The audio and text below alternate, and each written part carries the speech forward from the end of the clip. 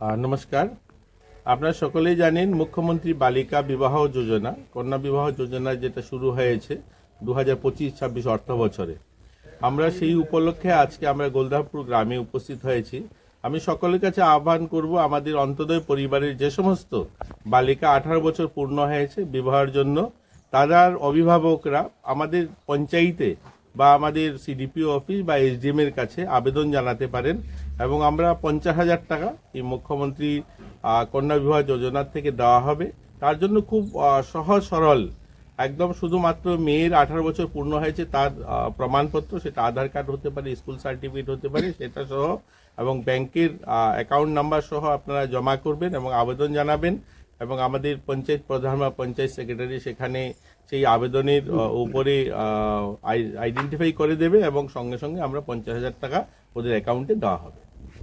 ধন্যবাদ মাননীয় মুখ্যমন্ত্রী। আপনার অ্যাকাউন্টে চলে আসবে, মানে আপনার